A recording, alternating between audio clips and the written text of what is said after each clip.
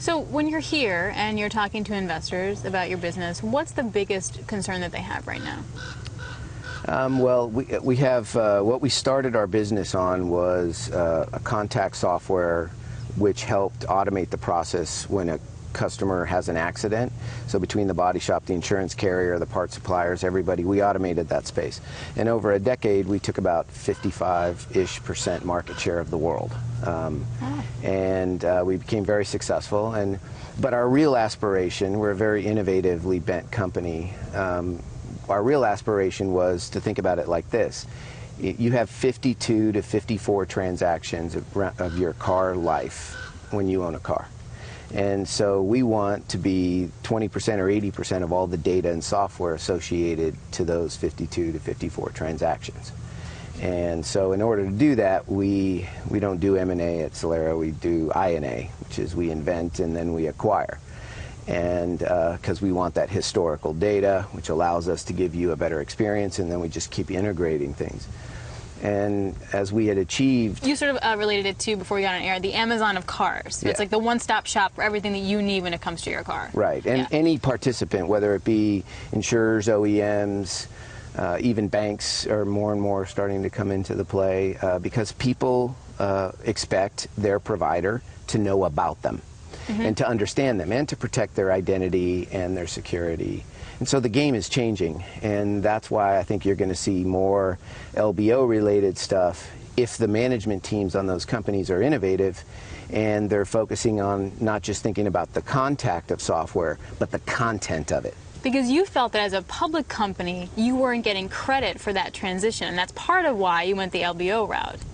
Right, yeah, so if you read the transcripts, you know, a year before, I had said to the public markets, look, you know, we're doing the right thing. We invested in this. This is the future. You have to have content, and you have to bring all these things to bear, and you got to connect all this because the app war is coming. And, you know, we've been on the forefront of things like this before.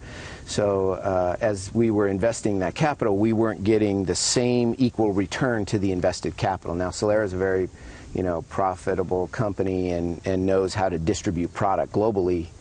And so as the yield was becoming negative, really the opportunity to protect my shareholders at that point was, to talk to private equity, which understands that from a longer term perspective. To me, guys like me, even private equity is still short term, but it was a better choice. So it was hard to sell that story to investors. You had a better way of selling the story to private equity. What's it like to sell the story now to investors and credit guys?